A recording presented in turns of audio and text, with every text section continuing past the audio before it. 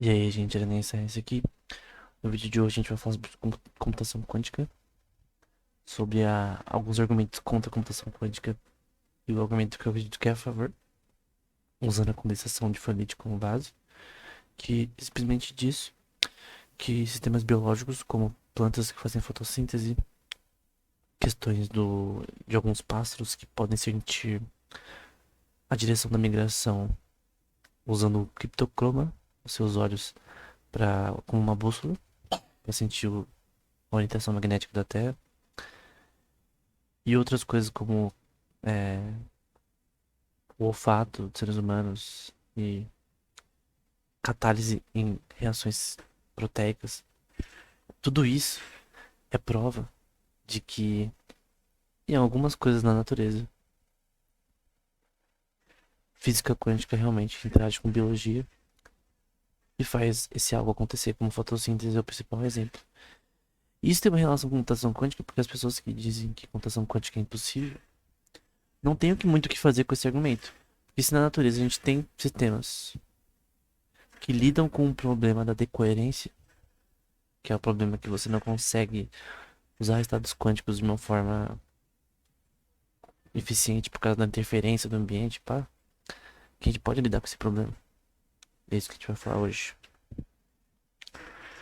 Então, só rapidamente eu queria falar sobre alguns papers importantes na computação quântica, como o paper do Stephen Wissner, que é o primeiro porque ele, na verdade, queria publicar esse paper 10 anos antes de 1963, só que ele foi barrado, porque ninguém queria publicar.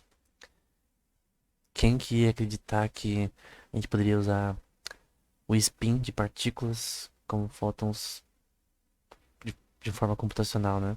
O spin que pode deixar pra cima, pra baixo, pro lado, a gente poderia usar como zeros e uns. E ninguém acreditava nisso. Que...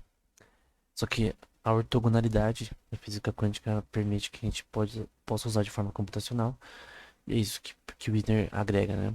Ele também fala que imagina que se a gente pudesse criar dinheiro usando esse mesmo sistema, né? De computação quântica, né? Quantum money ele vai dizer, né? Que é uma área que ainda tem força ainda. Você tentar fazer dinheiro digital, né, usando sistemas de comunicação e de armazenamento diferentes, né, dos clássicos. Ele também sugere a questão do uso de criogenia em sistemas de computação quântica, no geral, né, para você controlar os qubits da melhor maneira. Ele só sugere, mas é o primeiro paper nesse tema, né.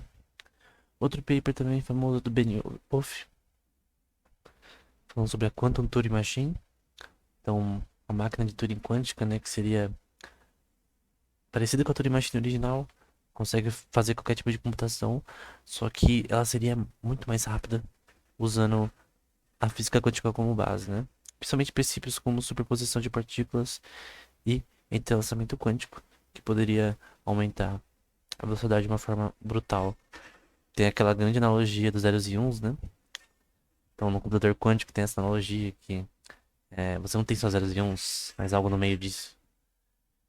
Mas, bem, isso até que é verdade, né? Tem essa superposição de partículas nesse sistema que a gente define no espaço da esfera de Bloch, a Bloch Sphere, né?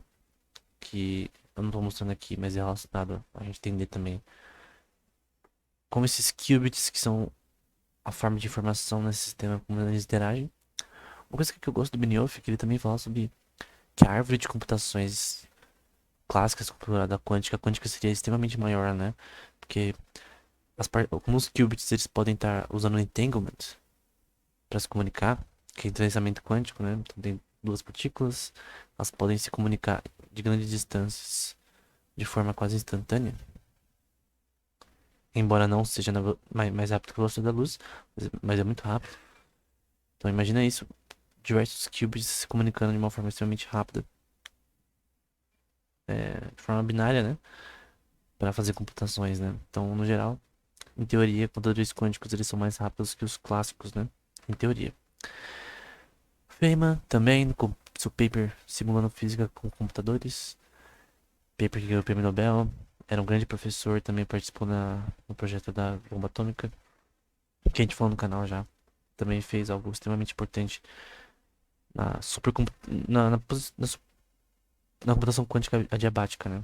Que nesse caso, o objetivo dele era dizer que se a natureza ela funciona usando física quântica, né? No caso, biologia, a gente tem, por exemplo, sistemas organismos, seres vivos, né? Que eles sobrevivem com reações proteicas que são totalmente químicas e essas reações químicas elas são compostas de moléculas, de hidrogênio, carbono, blá blá blá.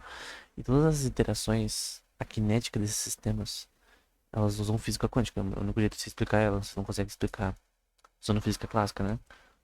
Como o caminho de um átomo de hidrogênio, por exemplo, em um sistema como esse. Então ele disse que talvez seria possível usar, criar um computador não usando física clássica, mas a quântica, né? Outro paper que fundou a área foi do Deutsch, mesmo princípio do Benioff, só que de uma forma diferente, né? Sempre falando nessa relação da hipótese de Church-Turing, né? Que uma máquina pode computar, né? Que pode ou não ser pode ou não pode ser computado por um sistema desse.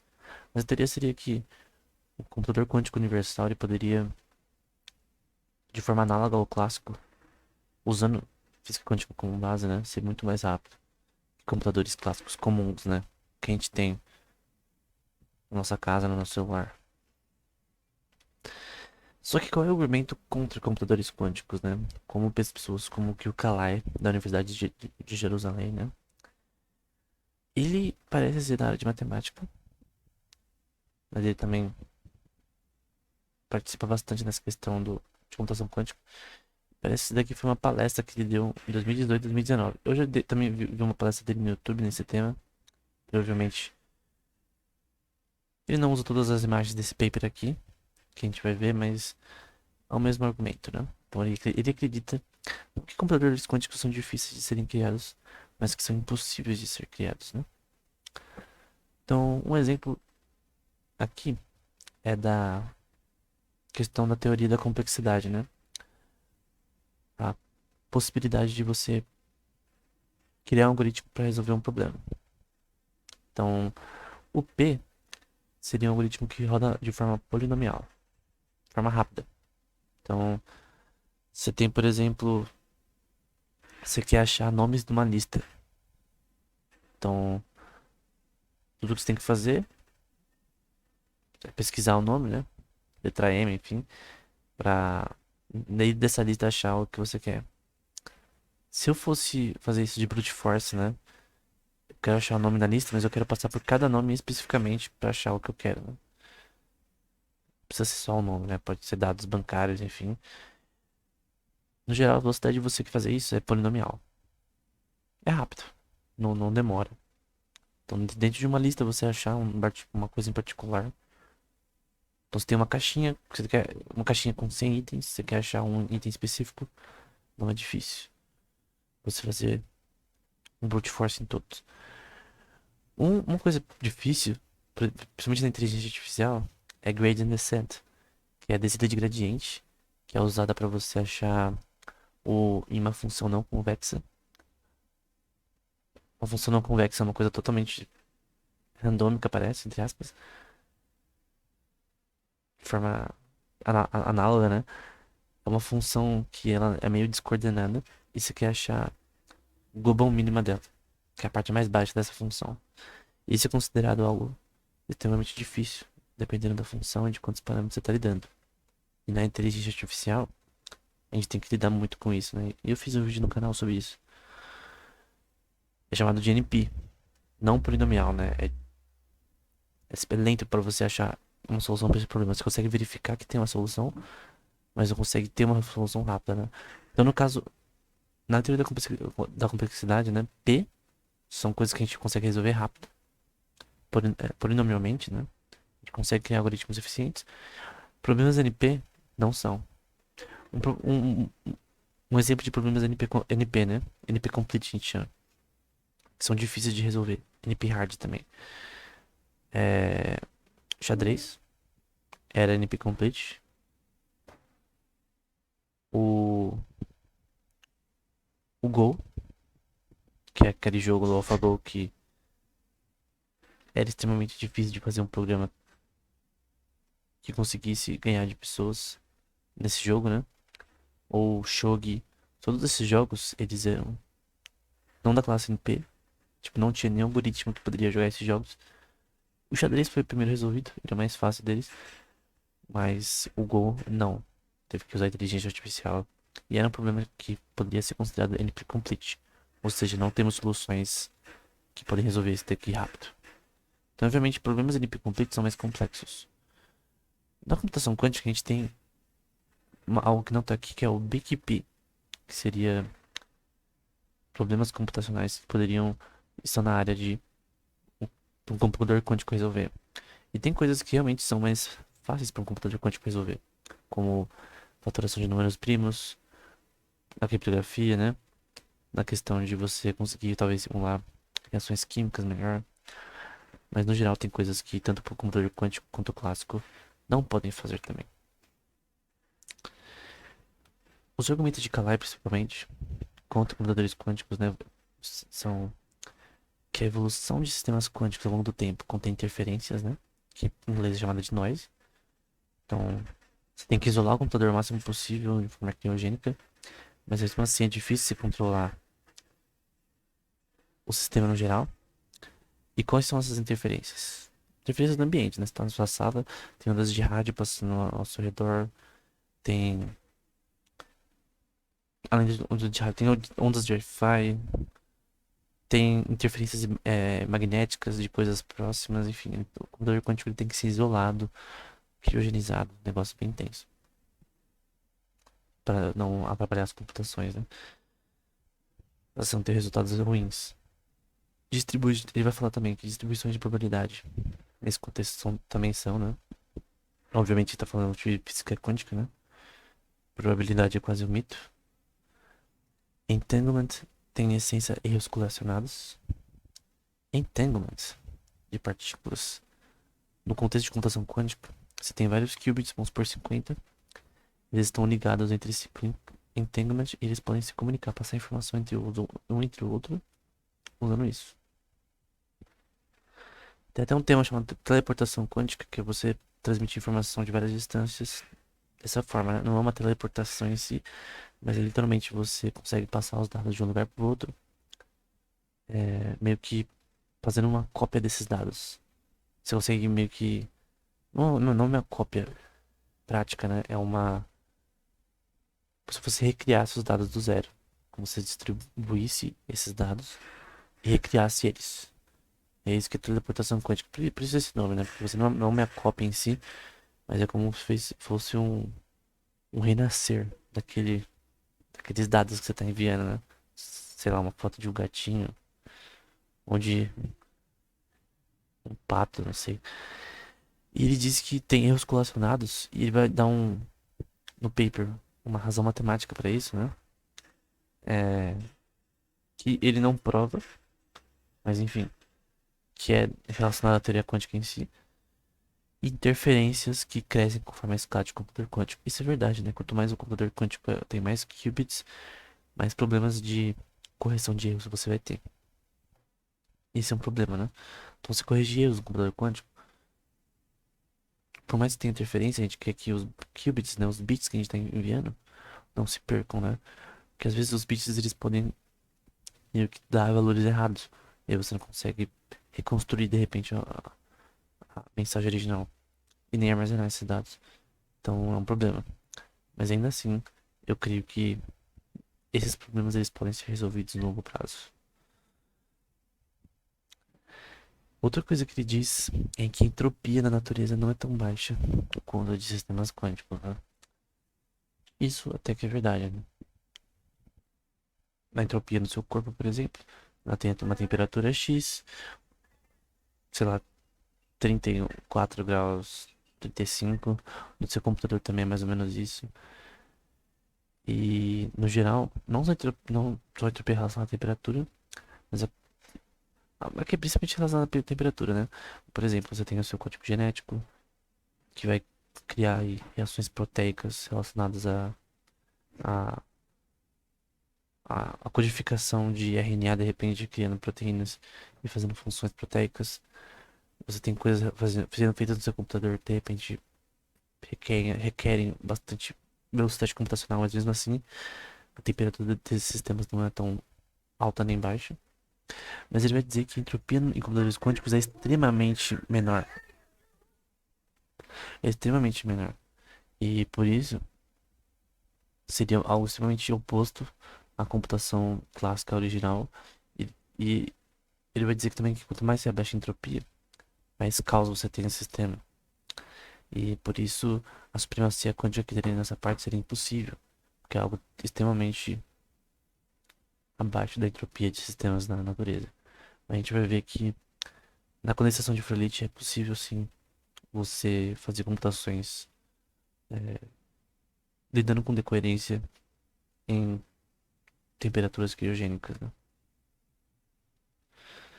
Outra coisa que ele vai dizer contra o paper da Google sobre supremacia quântica é um paper relacionado à supercondução, que é um tipo de computação quântica que usa criogenia, né?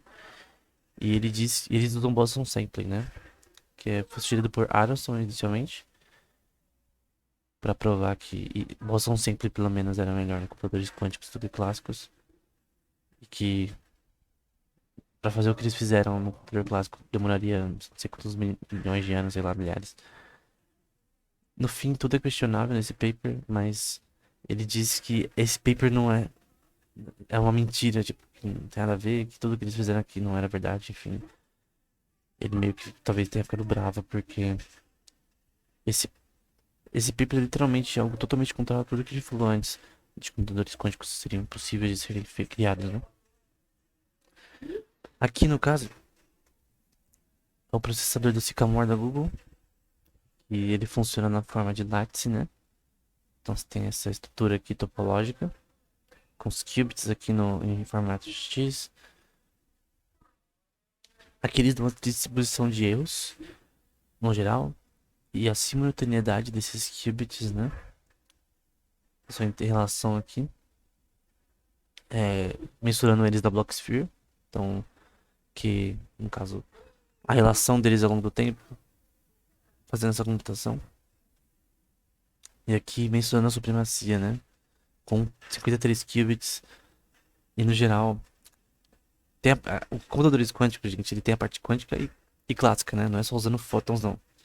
Eles verificaram de forma clássica o resultado. Mas no geral a computação foi quântica, né? Normalmente computadores quânticos são mais vistos como algo para deixar o negócio mais rápido, né? Tipo como uma super cara placa de vídeo usando uma física diferente. Que é uma coisa para deixar as coisas mais. Pra fazer uma computação de forma mais rápida. E usando algoritmos diferentes. Mas no geral, eles vão dizer que é, demoraria muito mais, no caso, aqui, ó, 10 mil anos, aqui, ó. Enfim. Pra fazer as mesmas coisas no computador clássico, né? Mas. Aí. Várias pessoas criticaram isso, até IBM e tal. Enfim. Preskill, né? John Preskill sugeriu em 2012 o termo supremacia quântica, que é uma coisa que eles estão. Eles usaram esse termo vem de Preskill. Na conclusão desse paper aqui, que fala sobre como computadores quânticos realmente podem ser melhores do que clássicos em alguns problemas. Opa. E uma coisa que eles falam sobre a limitação da computação clássica quântica, né? Do que ele fala, né? Então você tem aqui o Hilbert Space, que é o seu estado de partículas no estado quântico que interligadas no seu sistema. E tem coisas que são classicamente fáceis de se fazer. São P, são P, né? Você consegue resolver polinomialmente.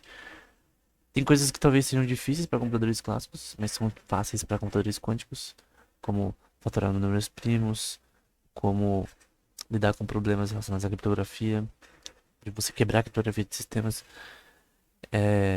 Então, particularmente na teoria dos números, com relação à matemática aplicada.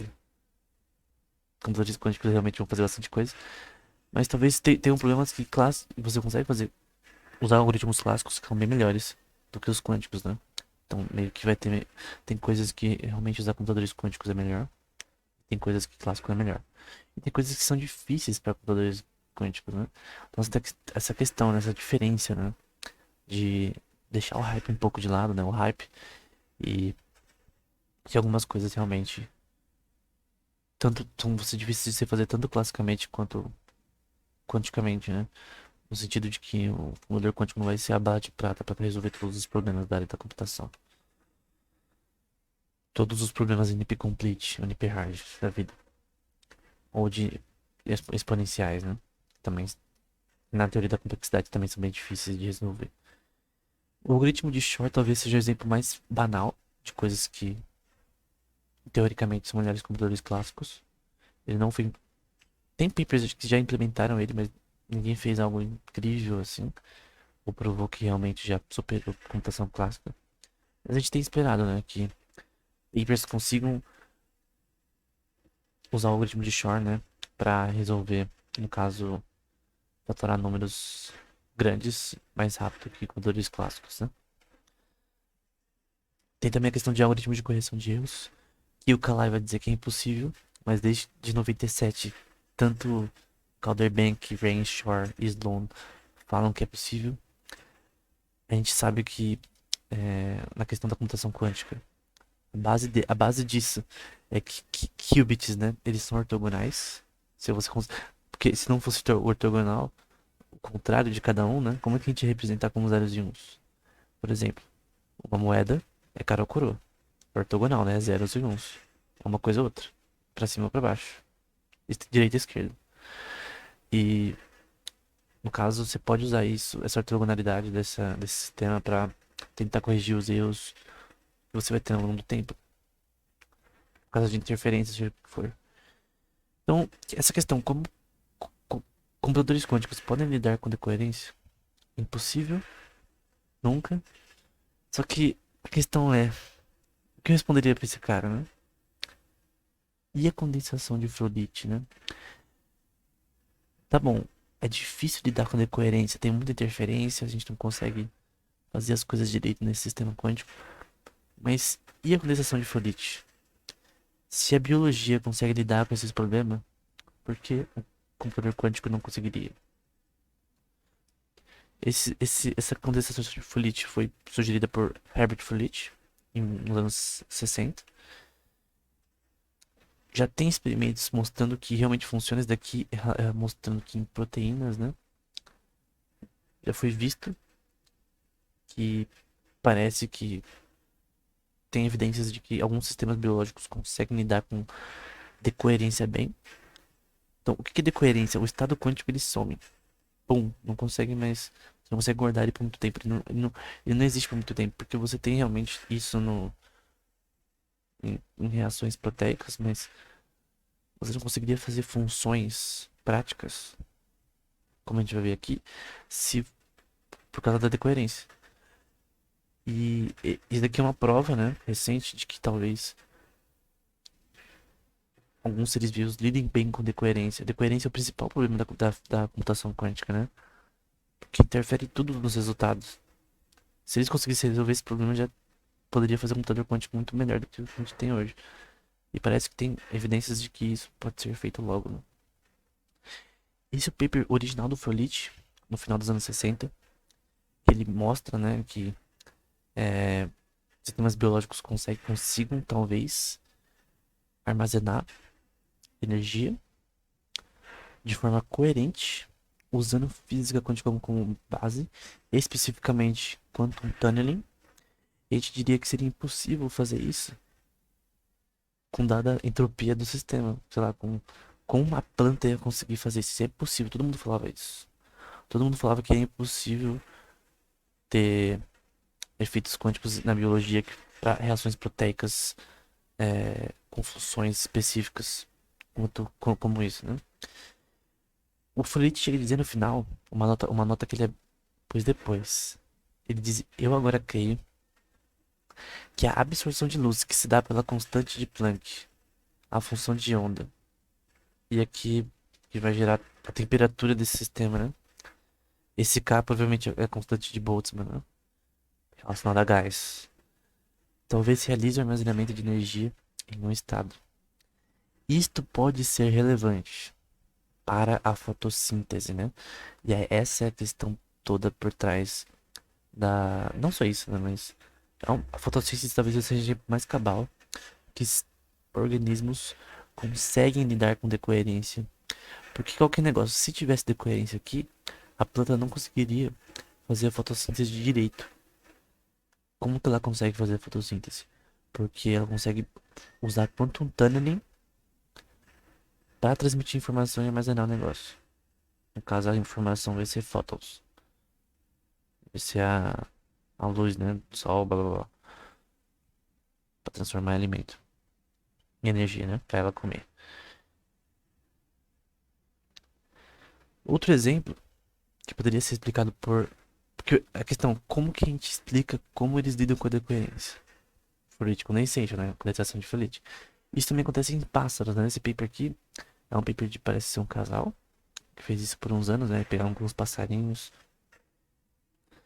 e parece ser pardais e observaram alguns comportamentos deles que mostraram que se eles, por exemplo, fizessem uma lesão ali em partes ali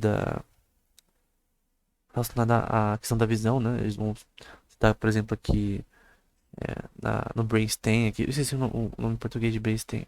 Enfim, regiões ali relacionadas à visão, eles poderiam tirar a noção de direção migratória de pássaros, né? Então, eles lesionaram alguns pássaros para ver se isso iria tirar deles a possibilidade de conseguir saber a direção das coisas. E parece que os pássaros têm uma bússola interna, esses pássaros, né, em específico, para migração. E parece que esse efeito de saber o, permite que eles consigam saber o campo magnético da Terra e ter um direcionamento para onde migrar. E isso com certeza mostra algo extremamente complexo e bem feito da criação divina, né? Então eles têm uma bússola interna que consegue permitir que eles migrem para o lugar correto. E parece que eles usam um spin de partículas ali no criptocroma deles, nos olhos, para fazer isso. Isso pode ser usado, só pode ser explicado com física quântica isso. E com que isso normalmente seria anulado com a decoerência, mas não é anulado. Então a função que faz eles migrarem é porque eles conseguem lidar com a decoerência, né? Fisicamente. Se eles conseguem, passarinhos e plantas, porque o ser humano não consegue descobrir como funciona e replicar isso no computador quântico. Esse paper é sobre as origens desse tema, né?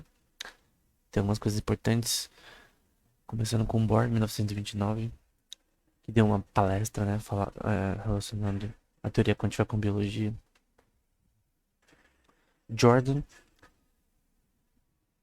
era um cara da Alemanha aí, não era um bom elemento, mas também publicou um livro nisso. Schrödinger, no seu livro Que é Vida, né, What's Life, falou bastante sobre esse tema relacionado a como reações químicas permitem que a vida exista e esse tipo de coisa. Relacionando também a questão da física quântica nisso. Um dos primeiros a fazer essa relação, embora Jordan fez esse primeiro. Isso, esse livro do Schrödinger, as ideias deles influenciaram Watson Crick a descobrir a estrutura do DNA, né? De dupla hélice, né? Ligada por duas pontes de hidrogênio. Bem importante. Quantum tunneling, que é uma coisa que a gente vai falar aqui, foi sugerido de prótons passando no caso, em mutações específicas, né? Point mutations em seres humanos, em seres vivos, né? E quantum tunneling é para passagem de informação, né? No caso, relacionado a próton. O Schrödinger vai dizer que não é quantum jump aqui. Não é que o negócio pula de um lugar para outro. Eu nem sei se quantum jump ainda é uma teoria aceita. Mas no caso é quantum tunneling, para passagem de informação, né? Hopfield cria também uma teoria relacionada a enzimas operando quantum tunneling. Então dessa questão de que física quântica também age em enzimas e reações proteicas na catálise de proteínas. Enzima é algo relacionado catalisação de proteína, né? Pra fazer as reações químicas acontecer, sem isso você morre. E aqui várias diferentes, né? Tem aqui a questão que é relacionada ao criptocroma de pássaros, né? Da bússola que eu falei antes aqui também. Desde 1976. Aqui, de novo, controle em enzimas de prótons, né? Transferência de energia, usando física quântica como base. De novo, isso não seria possível se tivesse decoerência aqui. E aqui, de novo, sobre os pássaros. E aqui, sobre fotossíntese. Então, coerência quântica aqui, no caso, plantas também lidando com decoerência de uma forma muito boa. De novo, a gente não sabe como fazer isso com computador quântico, né? Esse é o paper do Fleming. E eles vão dar alguns exemplos de biologia quântica na natureza. E aqui a gente tem usar na fotossíntese, visão, principalmente nesse caso dos pássaros, né? Em catálise de enzimas, fotossíntese, e aqui também não só na fotossíntese em si, mas também nos primeiros passos delas, né? A navegação de pássaros, migração, transferência de energia, transferência de elétrons. Isso aqui eu não lembro o que é. Aqui que se relaciona a prótons, transferência de átomos de hidrogênio e quantum tunneling que a gente falou antes, né? Também é importante para a fotossíntese. Tudo isso é evidência de que os sistemas biológicos conseguem lidar com decoerência. Esse é um exemplo de absorção de energia na fotossíntese, né? Então você tem aqui a luz em si, né? Dada pela constância de Planck, esse é o valor chamado W, função de ao longo do tempo disso. E mostrando que como essa absorção acontece, como ela se dissipa. Mostrando aqui, no caso, ela acontecendo na prática, né? De forma proteica, né? Caso quantum tunneling. E de uma forma que seria impossível de dizer que, no caso, esse sistema, ele é quântico por essência e não tá tendo decoerência aqui. De alguma forma, a plantinha ali consegue lidar com decoerência e fazer não dar nada. E é algo que as pessoas pensaram que nunca poderia ser verdade, né? Outros exemplos nesse paper aqui, de olfato, visão e outro que eu mostrei antes, que é o catálise de enzimas também parecem ter efeitos quânticos aí. Como quantum tunneling, para transferência de elétrons entre enzimas aqui, entre proteínas no caso, e na questão dos pássaros, né? Tem aqui a retina dele, tem elétrons aí no criptocroma ali, que eles têm os spins, né? Eles podem rodar para cima, para baixo, enfim, pro lado. De um fóton comum, né? No caso elétron. E aí, eles podem ser tanto em singlets, né? Ou triplets. Tanto dessa forma assim, ou de forma meio que conjugada, né? E isso produz a possibilidade deles sentir o campo magnético da Terra, né? Então, sem isso, eles não conseguiriam entender aí o campo magnético da Terra e conseguir migrar direitinho. Ainda tem que ter mais estudos nesse tema para saber realmente como isso funciona e se é realmente isso. Mas parece que cada vez mais está se consolidando nesse tema, mostrando que realmente tem efeitos quânticos que fazem o pássaro conseguir fazer isso. A questão que as pessoas dizem é como que não acontece decoerência nesses bichos. Devia ter decoerência. O que causa decoerência? Por exemplo, temperatura. Tem uma teoria chamada Orchard Theory. Ela foi invalidada recentemente, de certa forma, por causa da que a temperatura no cérebro é muito alta. A temperatura é uma das principais causas de decoerência no cérebro, por exemplo. Não permite que estados quânticos fiquem muito tempo vivos. Eu falei sobre isso em outro vídeo. Outra coisa também é, dependendo do local dessas partículas, se for campos hidrofóbicos, Não é ser hidrofóbico ou ser hidrofílicos, mas que basicamente você vai ter forças de Van der Waal e de London, que são coisas magnéticas relacionadas a partículas em reações químicas. Então você tem lá o mais e o menos, né? Que é o positivo e negativo. Aí os opostos se atraem, blá blá blá. E no geral, várias coisas relacionadas a esse ambiente podem fazer a decoerência acontecer. A questão é como que a decoerência não atrapalha os pássaros aqui. Isso é muito estranho. Porque provavelmente a temperatura do ambiente deles causaria uma interferência que talvez não conseguiria permitir que isso aconteça, né? E a importância desse tema aqui na fotossíntese, esse paper mostra, no caso, na fotossíntese em si, né? Na transferência de energia, chamada de exciton, né? Na clorofila, né? Você tem aqui o crescimento de energia e aqui a passagem desses estados para uma coisa cada vez mais coerente, né? Uma coisa cada vez mais é, optimizada. E uma coisa importante da de condensação de Fibonacci é que ela é dada por vibrações nesses sistemas, né? Não nas moléculas em si, mas no conjunto delas que permitem que anulem a decoerência. Eu não sei como essas vibrações acontecem, mas esse é um exemplo.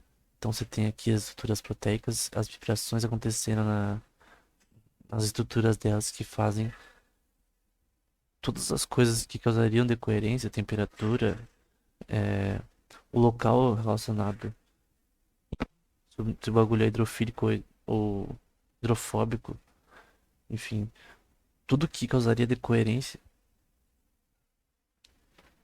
fica meio que anulado, parece, com essas vibrações, né? Eu não sei como que isso se dá na prática, não consigo explicar, mas essas vibrações são a parte fundamental da condensação de Fibonacci, seria o que faz a fotossíntese ser melhor do que ela seria sem isso. No olfato também disseram que isso acontece, dizendo, por exemplo, por que quando você altera aqui, ó, no caso, o aqui tá com deutério, aqui tá com hidrogênio. É a mesma estrutura, mudou só o deutério aqui, essas partes desse componente químico, mas ele vai dizer que parece que experimentos com aquelas moscas de fruta, né, indicaram que a substituição, né, de hidrogênio com deutério resultou numa mudança de odor, em, embora tinha o mesmo shape da estrutura química. Isso sugere que a frequência vibracional talvez tenha alguma posição na detecção de odores. Então, no caso, que a estrutura em si não é o que causa odor, que no caso teve uma mudança quando eles colocaram hidrogênio. Que no caso, você mudar essas coisas, muda o odor. E talvez isso não seja algo normal, né? Eu sinceramente não sei muito sobre a questão do olfato. Eu sei que o, quando o cheiro de algo chega no seu nariz, né? Ele sobe para uma parte que vai coletar esses dados de forma química, né? E transformar isso em ele é coletado pela parte ali que não é neurônios químicos, mas é uma parte ali que lida com componentes químicos e transforma isso em energia para depois ser passado para o seu cérebro para ser analisado. Mas com certeza isso conseguiria sentir a mudança não na estrutura, mas na forma que esses componentes são construídos, né? No caso, só mudou um elemento aqui. Mas enfim. A questão, né? Alguém pode dizer, né? Algum Robin. É estranho que o Robin, porque o pardal que foi usado ali Se chamava Robin, né? Mas enfim, a computação quântica é impossível. Mano, não nega as evidências da natureza, né? Então, se na natureza a gente tem sistemas que conseguem lidar com decoerência, que conseguem usar quantum tunnel, que conseguem usar coisas que não poderiam ser usadas por causa de decoerência, pássaros, plantas, e não, tá cheio de decoerência ali. Como que eles conseguem fazer isso sem ter problemas? Isso prova que é possível se lidar com decoerência e que a gente só é muito burro e não sabe como fazer isso. Então, no geral, qual é o argumento? Qual é a analogia? A analogia é que ninguém pode dizer que é impossível lidar com decoerência.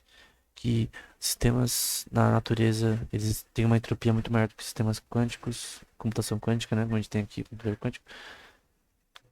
Que a entropia aqui é muito baixa e que é impossível de lidar com é, uma interferência nesse sistema.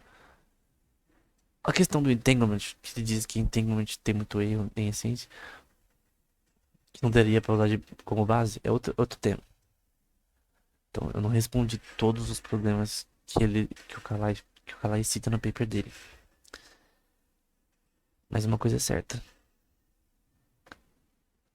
Se sistemas biológicos lidam com decoerência, então temos evidência que na natureza alguma coisa consegue anular o negócio. E que se a gente usasse isso num computador quântico, talvez a gente conseguisse anular a decoerência por inteiro. Talvez nem precisasse fazer um negócio criogênico assim. Mas a gente não sabe como fazer isso, porque é uma área muito nova. É uma área que não foi explorada tanto quanto deveria. Embora tenha conferências sobre isso há muito tempo. Não é uma área extremamente explorada, né? Você não vai chegar lá no departamento de química da faculdade e dizer o que você está pesquisando. Ah, biologia quântica. Talvez não seja o tema mais pesquisado, mas eu vi sim. Parece que tem laboratórios no, na Europa, nos Estados Unidos fazendo coisas assim. Talvez em outras regiões também. Tem artigos já relacionados à condensação de fluorite tentando provar isso. Mas enfim, é muito difícil lidar com decoerência. Alguns seres vivos conseguem para ter funções. Então, você lida para ter funções práticas. É isso. Então, é algo interessante saber que na natureza a gente tem sistemas que conseguem lidar com decoerência e que são um exemplo de que computação quântica é possível. Então, qual que é o recado desse vídeo? Recado simples. Se você não entendeu nada, computação quântica é possível porque a natureza lida com decoerência e isso não pode ser negado, né? Computação quântica é melhor que a clássica. Eu já fiz um vídeo sobre isso, mas depende do problema. Tem problemas que a computação quântica é melhor, alguns a clássica, mas enfim. O que importa é que ambas são boas. Computadores quânticos não vão sair tão cedo. E com certeza não vão suprimir totalmente os clássicos. Até porque não existe um computador quântico universal no momento que se use que não precisa da interpretação do clássico. No geral, era isso. Até o próximo vídeo.